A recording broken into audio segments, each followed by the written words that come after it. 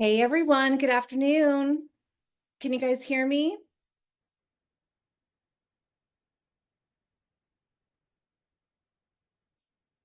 All right, well, I'm going to go ahead and get started. Oh, perfect. Yay, Tracy, you got my email. Perfect. All right, so today we're going to do a quick little lunch and learn. We're doing these webinar series for you guys for, current stores we have, for other stores that are out there, just wanting to learn and get an introduction on one of the features that we offer here in Simple Consign, which is the price book. So, oh, awesome, Evelyn, thank you. So, we do lots of things here. We have lots of different stores. You all have your different business models and different ways that you run your store. And that's what makes the world of resale so special, right? If you've had any kind of contact with me before in the past, that is just one thing I'm always talking about and, thankful for is, the businesses that you run or you want to potentially run.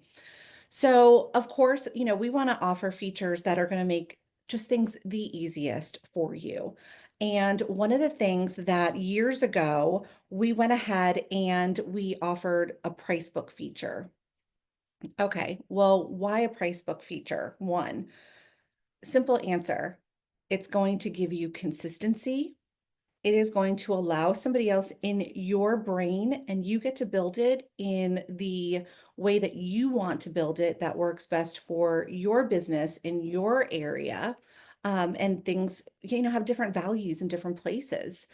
And also, you can teach anyone that works for you how to price. So it's kind of that cheat sheet and that guide of someone stepping into your brain and being able to do that job that, you know, you did all the time. And you're like, I need help. So where do you find the price book? So right now I'm in my test account and I am up in my back office settings. And I have my price book feature all the way here on the back tab right here, the last one. And if I click the price book, now, of course, I already have mine built a little bit, so yours is going to be pretty empty. And don't worry, if this is something that, you want to have, I host trainings on it. I'll make sure I get you that information and leave my email address for anyone who doesn't have it at the end of this session. So the same thing that I used to say to the girls and the guys that I used to train on this price book, I want to show you how it's set up. I want to show you options that you have. And then I want to go into a consignor's account and price some items so you can see how it actually works once it's set up. Now, it takes time to set up this price book. I never want you to think that, oh my gosh, okay, I have a couple hours, boom, I'm going to go ahead and set up this price book and it's going to be done. It takes a little bit longer than that, but I guarantee you the more time and effort that you put into this price book and the more maintenance you put into it, you're just going to be absolutely thrilled. So if you are signed onto your computer as well and you want to follow along, like I said, I'm up in my back office settings and I'm under the price book tab. Now, this is going to be depending on what plan you have, if you have it to play with. So I just want to throw that out there as well. And the first tab that we have here on the price book is we have a grading system. Now, what you call it is totally up to you.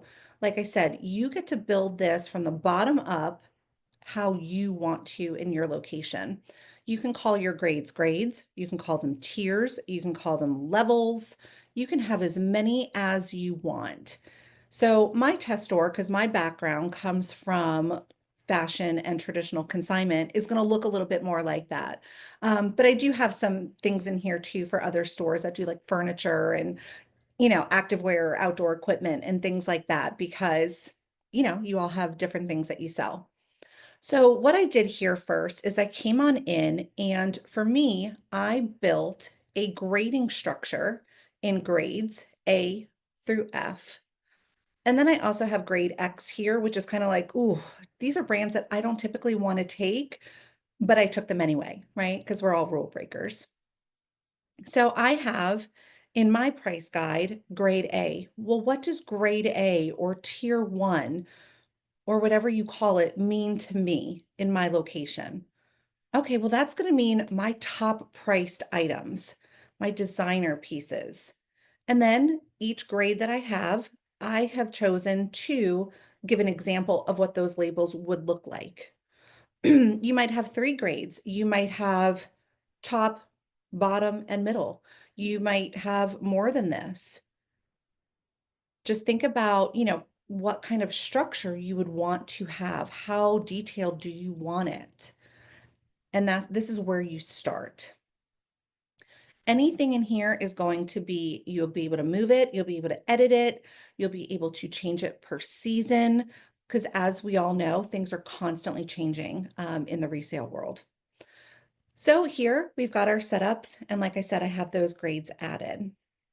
Now, once I have the setups here, I can move them around. I have lots of different options. Next, I'm going to come over here to my grading. And this is also when, if you do cashier training with me, or, we've set this up, when you have the option of adding a brand into SimpleConsign, I always say, click that one button and add it. Because what it's going to do is it's going to add to your brand list right here before the price book. And then when you're in the price book, it is going to list all of those brands. If I have duplicates, if I have misspelling brands, can I change that? Absolutely. Now, mine, I only have about 1,000 brands that are in here. And I know that might sound like a lot, but I also guarantee you, especially if you do clothing or you do collect brands, 1,000, you'll have that racked up real fast. Most stores that I deal with in here, you're looking at least 10,000 brands. So there's quite a few out there.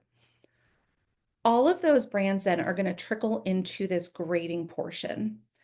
And then you get to have the fun of selecting the brand and what grade do you want to put them in. And you will scroll through all of these brands. Next, okay, Adidas, that's going to be in my grade F. So you get to start building that structure of here's the brand.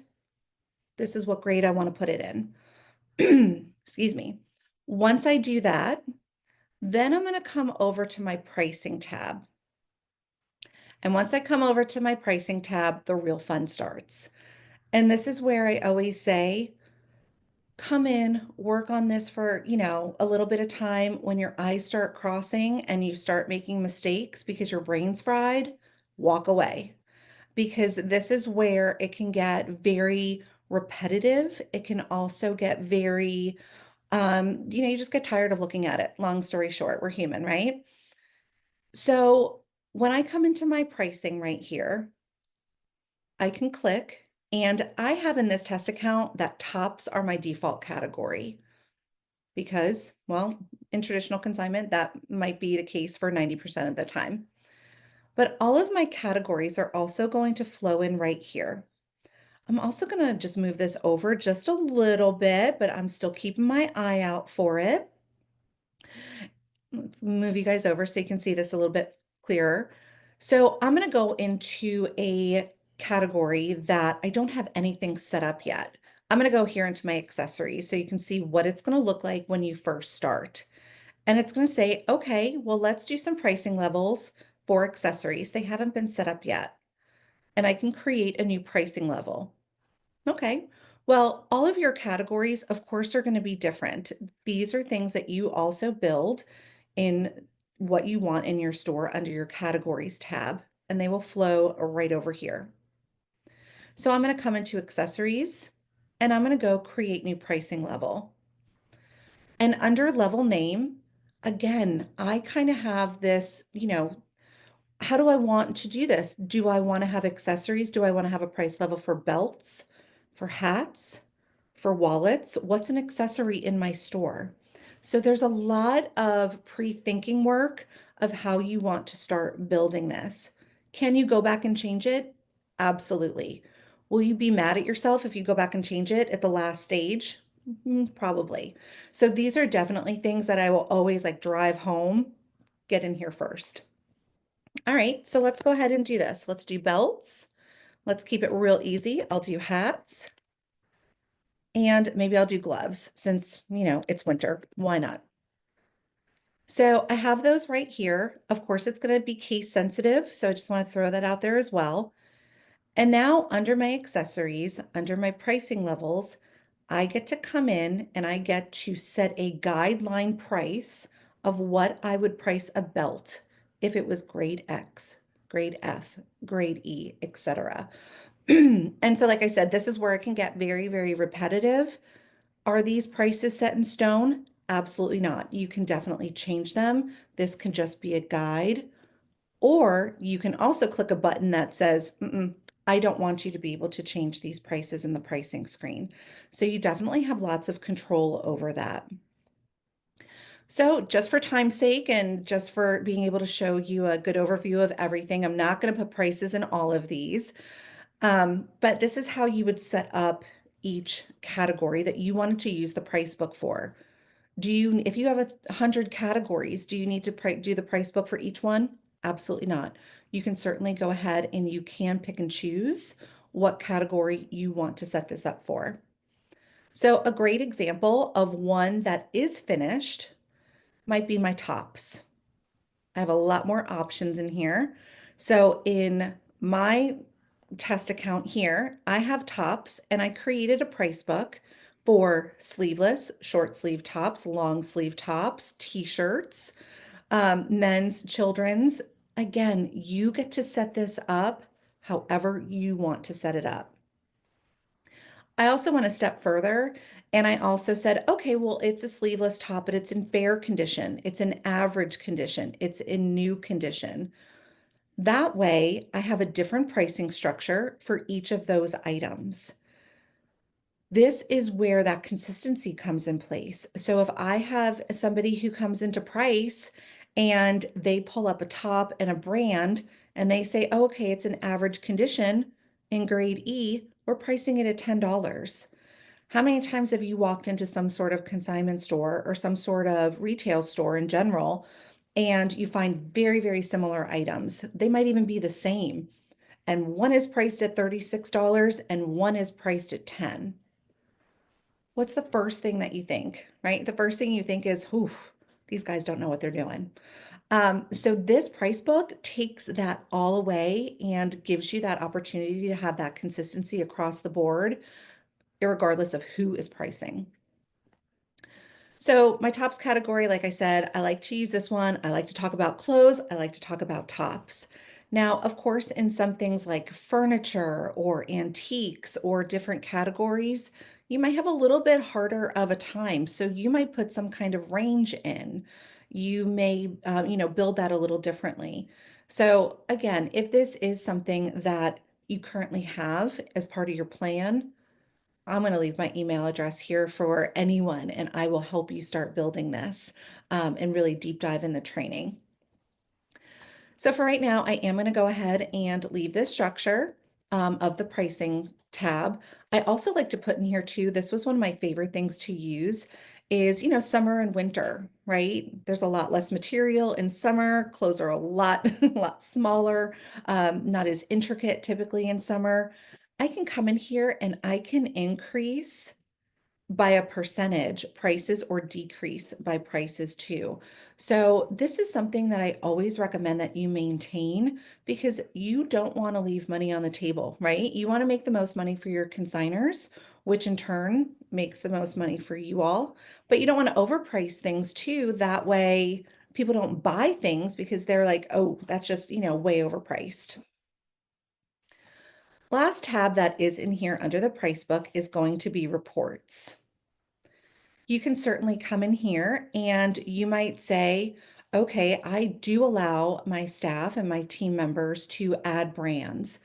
And when I put in a new brand, when I have the price book up, it wants me to grade it right then and there. If I say no, or if I X out of it, it's going to drop it into a category of it hasn't been graded. So, as someone who has access to the price book and has access to the back office, I can come in here and I can run a report. I can see what is in the different price levels. I can see what has been graded, what has not been graded. And this is a really quick way that I can look at it on the screen. I can print it out And I can double check and say, okay, yes, my Chanel should be in my grade A. If I look at this report and I saw that in grade F, just as an example, whoo, I'd be coming into this price book so fast, changing it to the correct grade. So it's a really great way that you don't have to go through every single page. So this tab has its own few reports that you can run as well. All right, so now let's go ahead and let's see this price book in action. When you're building it, you don't have to turn it on. Under the grading tab right here and under location settings, I can say, nope, I don't want to click this just yet. I'm building it, so I don't even want it to pop up while I'm still building this and getting it to where I want it to be. I also have that option if I have this box clicked to allow that custom pricing, which means whoever's pricing can change that dollar amount. If you want these prices set in stone, just don't have this box clicked. So you do have full control over that. Once you're done with any changes that you do in here, always remember, save and exit because you don't want that work to be for nothing. Because goodness knows you will be putting some good solid time in here. So now I'm going to come into my consignment tab and I'm going to pick Jane Addams just because she pops up first. I'm going to click on my add consigner inventory and I'm going to click to my pricing screen so I can add a new item. I can see now, once I have the price book turned on, it's going to tell me you've got the price book turned on. I can see it right here. That's also why when you see this test account when I'm training on the checkout screen, there's also another little box to the side that says price book or view price book. If you don't have it turned on, you're not even going to see it as a function, which is kind of nice because if it's not something you're using, why have it take up space? Once you have it turned on, you're going to see it in quite a few places. So that's also why I have this little asterisk right here because my price book is turned on. So let's go ahead and say that I am pricing a long sleeve top. Well, in my name category, that's exactly what I might put in here. I might just put long sleeve. I might say it is cotton. I might give it some sort of description in that name field so I know what I'm looking for. Over here comes my categories again. And like I said, I have my default category to tops because it's what I get the most of. And this is going to be the same pricing screen that you have right now if you're using the system. But watch what's going to happen once I select a brand. So I'm going to go ahead and I'm going to say Loft, and I'm going to select that. And look over here in my retail price. It automatically populates that price book over here in my pricing screen. So the same tiered structure that I have set up in those back office settings flows on over here. And now I can make my selection. Okay, it's a long sleeve top. It's a Loft brand, which I have Loft in my grade E level. I can see that right here. So I would come down to long sleeve, it's average, and there's that price, $16. Now, I also have a buyer's fee structure set up on this account too, so that's why you're seeing 17. But how easy was that? I put in what it is, what category, and I put in that brand, and boom, that grading system comes on over here. Now, I also have it selected that I can custom change this. So depending on the piece, I might say I want to price this at $22. That's fine. I have the flexibility to change it. If I did not have that clicked, I would have to select one of these. Let's see what that, yes, it is going to be case sensitive. Because goodness knows brands are capitalized, not capitalized, period, no period. So you have that flexibility of getting the brand exactly what it actually is. So here that is right here. Let's go ahead and do another item. Let's see if I put enough information to do a belt. I don't think I did because we didn't really build it. So I've got that it's a belt I'm pricing. That's in my accessories, which I have in a different field. And let's see here. So there's no pricing because we didn't add it, but here's still that price book. I have Gucci in my system as a grade B. I would come over here and I would click on my belt. And of course, I would have created a pricing structure for that as well. But whatever you set up in that price book is going to be linked to the category, is going to be linked to the brand. So what do you do if you don't have that brand? Oh, perfect. I love that question. I was just getting to it. Um, that was a good one, Bree. So here's a new item. Let's say I have a pair of, oh gosh, or I have a sweater. And I'm just going to say that this is the brand, right? And I go to click add. It's going to pop up a different screen right here. And it says, this is the brand name. I want you to grade it. Grade F. It's going to create the brand. It's going to save the brand, and it's going to add that brand into your price book to follow the grade F pricing structure. So anything that you build, like I said, it takes time to build it. And then as you're using it, you're also building it at the same time. So that's why I'm always saying, like, you're going to be doing maintenance on it. You're going to be going in and changing prices, right? What, 5 years ago, 5, 6 years ago, Michael Kors, those bags were hundreds of dollars. Now, fast forward 6 years, you can go into a TJ Maxx and you can get them for $40, $50. Of course, you're always going to be changing and adjusting those prices, but I don't have to come in and recreate the wheel and build my whole price book over again. I can just go and I can change the grade of that price. I can go in and change the pricing that I've listed, and then it'll save it and I can keep using this. So ultimately, um, that's what I'm saying. It took years for one of the other girls that I work with for us to be on that same level of what we would price something at. And this price book takes all of that off the table. Do you have to use it? No. Again, you can do any price you want. And, we will help you start building it along the way. And so I think I'm done rambling now about the price book. So I hope that wasn't too fast, too little, too much, but I know we have just a little bit of time. So I wanted to show you how to build it, and I wanted to show you how easy it was to price things once you have that pricing structure in place. I also just want to add too, if you are a buyout rights store, you can also use the price book for this, and it will generate into the checkout screen when you're buying those items from your customer.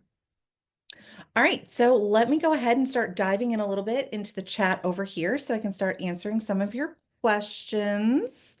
My gosh, I wish that was a little bit bigger. I think I might need new glasses. Okay, so yes, Bree. So anyone can enter this information if you have that box checked to allow it. That could be for the pricing. Under the back office settings too, there is a list of overrides. So adding brands or deleting items or doing that are things that you can certainly check. That way, that would require a manager's 4-digit PIN in order for the cashier to keep doing that. So there are quite a few safety nets that you can put in place. That way, one person doesn't come in and kind of start doing things totally opposite of how you set it up.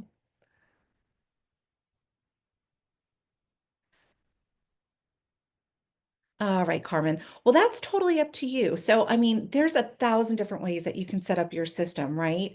And whatever way works best for you is what works best for you. So, if you do have all of your tops already separated, then the beauty of it is, and let me go ahead and I'm just going to hit done right here and go back into that price book. And I come into grading. Actually, no, I go into pricing. Let's move you guys over. So say tops, say this did say long sleeve, and then I had a short sleeve top. I can come into tops. We're going to pretend that health and beauty says something. And I have this option right here that says copy from existing category. I can say, all right, I've already created the price book for my long sleeve tops. I want to go ahead and I want to copy it for my short sleeve tops. It moves it all over into that category as well. And then all you would do is go in there and just change the pricing. Or you can copy the pricing, leave the pricing, but leave the structure. So you don't have to recreate the wheel with that one either. So it just depends on how you want to have it set up. Oh yeah, so say jeans, that would be a perfect example of, changing things. So let me come in here into tops. So say we're going to be transitioning from winter into spring soon.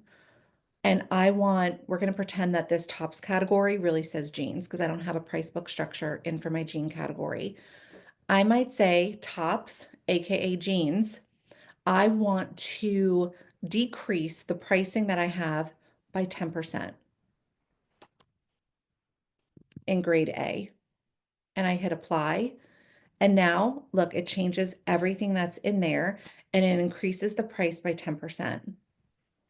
And it'll round it up to a dollar or to this. So I have the option of rounding up dollars or by percent. I would have to go in and I'd have to do it for each grade because there's some grades that you might want to change the prices on, whereas maybe in a designer level, you keep it the same regardless of what season it is. So you don't have to, you can play up in here to change all the pricing at once. You're welcome, Bree. So it can't be exported into the price book here on any of the tabs that are available.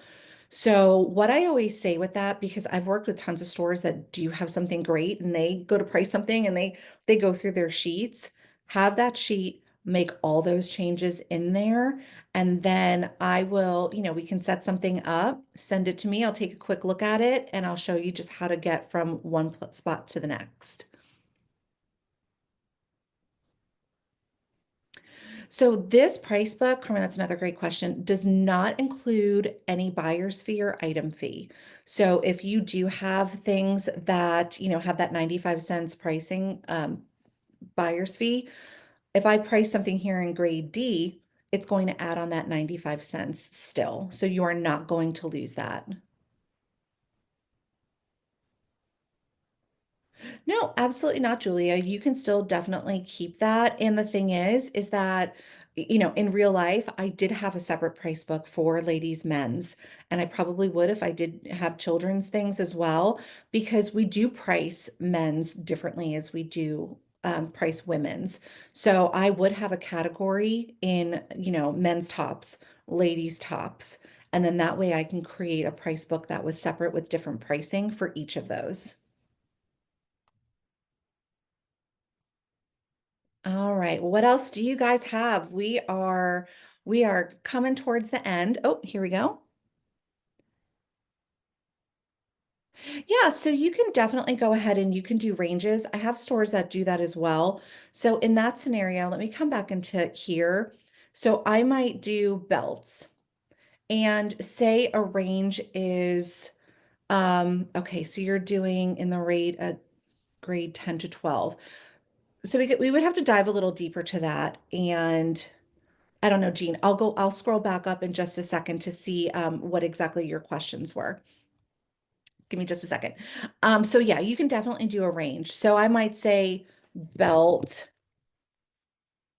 and I can easily put, price $10 to $14.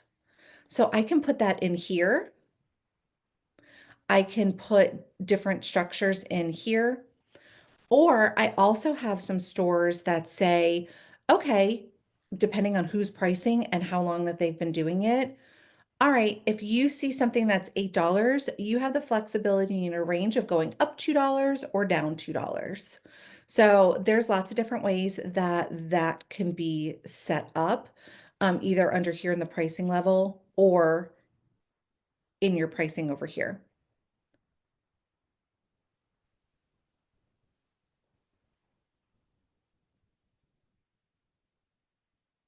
This will pop up here, still in that box where the price is, but it'll say belt 10 to 14.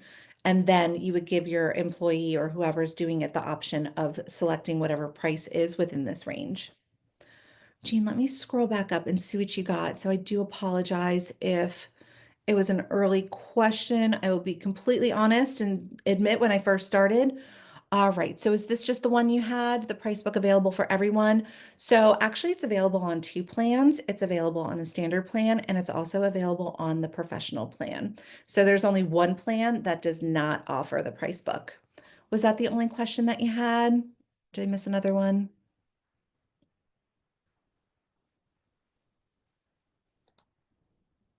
Okay, perfect. Yeah, so what I'm going to do right here, wrapping up, is I'm going to leave my email address here in the chat. So make sure you click on it. And there we go. Make sure I spelled my name correctly because, sometimes, sometimes we don't. Save my email address, email me, ask me questions. I also have a link that I will respond with, and it's actually for an hour that we can set up on a Zoom, and we can go directly into your account, into your price book, and start, getting the ball rolling for you and doing Q&A. So I offer that training every day that I work. So it's not on a certain schedule. It's going to be a link that you get to pick the date and time that works best for you. You're not seeing my email? Okay, let's see one more. Oh, everyone, here we go. Sometimes the basic things like responding to the correct person. There we go. You should be able to see it now. You're very welcome, Carrie. Carmen, can you see it now? Awesome. All right, so we're a couple minutes over, but that is a-okay. We will go ahead, Carolyn will go ahead, and she's the one who brought us all together today. So thank you for that, and thank you for our marketing team, Sabrina and Lizzie as well. So that was their idea to do these lunch and learns. So yay, thank you. She's going to go ahead and she's going to send you all, anyone who signed up for this recording. I'm sure it'll also be stored someplace else too on the SimpleConsign website, so you can access it and so you can have this as a reference. And please do reach out in my email if you have any questions, and I can help you build your own price book at your store.